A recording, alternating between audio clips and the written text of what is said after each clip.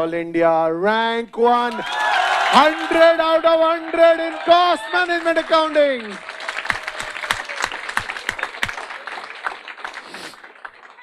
Thank you very much. Okay, my name is Shubham Malhotra, secured All India rank 1 and 100 marks in cost management accounting, 87 in FM and Eco, 92 in taxation. Woo! 2-3 interview में लगभग सब कुछ बता चुका हूँ. एक और advice रात को ही सोची देना भूल गया था शायद. सी 2-3 रिविजन्स के बाद ना स्पेशली कॉस्ट में ऐसा हो जाएगा, आपको सारे क्वेश्चन आते होंगे. जेन्युइनली आपको कोई भी कहीं से भी क्वेश्चन उठा के दे देगा. अगर आपने ध्यान से कोई क्वेश्चन पढ़ा ना, आप निकाल दोगे क्वेश्चन. लेकिन रिवीजन के टाइम पे भी आप देखना, आप क्वेश्चन कभी गलत करोगे ना, आप एक चीज देखोगे, मैंने क्वेश्चन ही ध्यान से नहीं पढ़ा था. आप जल्दीबाजी में क्वेश्चन को निकाल गए एंड आप क्वेश्चन में कोई पॉइंट मिस कर गए. उसी वजह से बच्चों के नंबर कम आते हैं.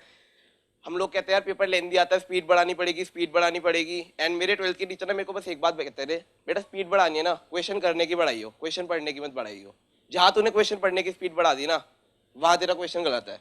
खुद ही सोचो यार, अगर एक 5 नंबर के क्वेश्चन को 10 मिनट मैंने देने हैं, मैंने क्वेश्चन पढ़ने की स्पीड बढ़ा दी और क्वेश्चन में कुछ पढ़ने में गलती कर दी, शायद वो मेरे 10 में 10 निकल जाए. इससे अच्छा क्वेश्चन पढ़ने में पूरा अच्छे से क्वेश्चन पढ़ूं एंड फिर क्वेश्चन करने की स्पीड बढ़ाऊं. आपका क्वेश्चन कभी गलत नहीं होगा. आशीष सर हमेशा ये बोलते रहे, क्वेश्चन को 2-3 बार पढ़ो, क्वेश्चन की जड़ तक को पढ़ो, एक फुल स्टॉप तक को पढ़ो एंड उसके बाद क्वेश्चन जब पूरा समझ में आ जाएगा ना, कोई नहीं रोक सकता आपको सही करने से क्वेश्चन.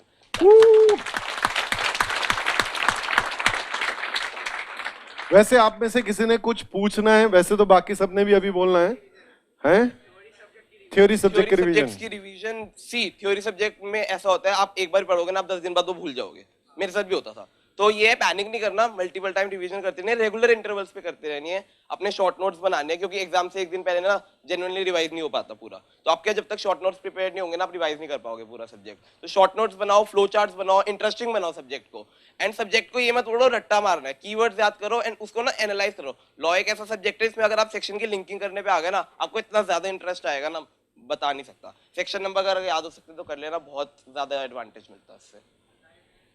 टाइम मैनेजमेंट, हर सब्जेक्ट को इक्वली इंपॉर्टेंस दो और एडिक्वेट अमाउंट ऑफ ब्रेक्स लो. ये नहीं कि एक स्ट्रेच पे 6-6 घंटे पढ़े जा रहे हो, वो मत करना. ब्रेक लो, टायर्ड जब भी लग रहा है ब्रेक लो.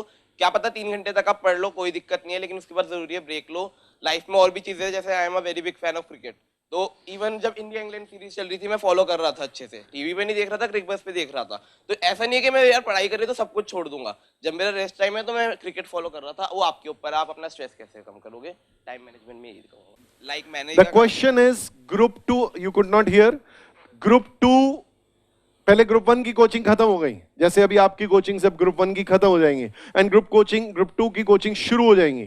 तो how to revise group 1 when group 1 की कोचिंग खत्म होकर ग्रुप 2 की चालू हो गई है, क्योंकि अब सारे सब्जेक्ट चल रहे हैं, तो वो कैसे रिवाइज करें? ओके, मैंने क्या करा था, ग्रुप 1 की कोचिंग खत्म हो गई थी, उसके बाद सेकंड ग्रुप में एफएम की क्लास शुरू कर दी थी. एंड एफएम की क्लास अराउंड 11 o'clock तक खत्म हो जाती थी. उसके बाद हम सारे ईआईएस वहीं पे वेलकम पे साथ बैठ के पढ़ते थे. तो अराउंड 12:30 तक ईआईएस पढ़ते थे हम लोग. उसके बाद या 12:30 के बाद 1 बजे तक घर पहुंचे. 1 बजे से रात के 2 बजे तक का टाइम है, कर लो ग्रुप 1 पूरा रिवाइज. मैंने तो ये करा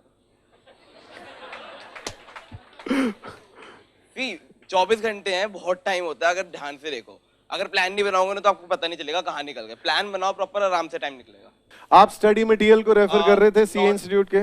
not for any practical subject. Yeah I referred it for law and EISSM and law के लिए स्टडी मटेरियल रेफर किया, प्रैक्टिकल सब्जेक्ट्स के लिए नहीं किया.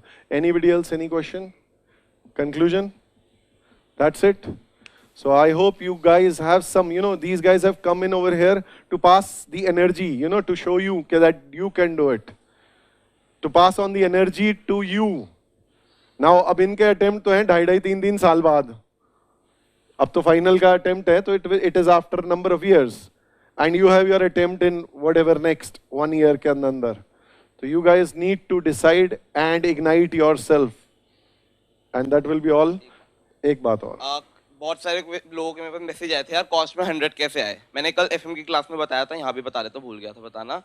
क्लास में ना जब सर लिख रहे होते हैं ना, सॉल्व कर रहे होते क्वेश्चन, उसको बहुत ध्यान से देखना. मेरे से किसी ने पूछा था 100 कैसे है, कैसे प्रेजेंट करा था पेपर में. तो मैंने ये सोच के करा था एग्जामिनर को कुछ नहीं आता, मैं उसे एक एक बात बता के आऊंगा पेपर में, एक एक वर्किंग नोट से दिखा के आऊंगा. जैसे सर क्लास में करते थे ना, छोटी से छोटी बात लिखते थे ताकि बच्चे को कोई डाउट ना है. वैसे मैं पेपर कराता था, एग्जामिनर को मेरे ऊपर डाउट ना है.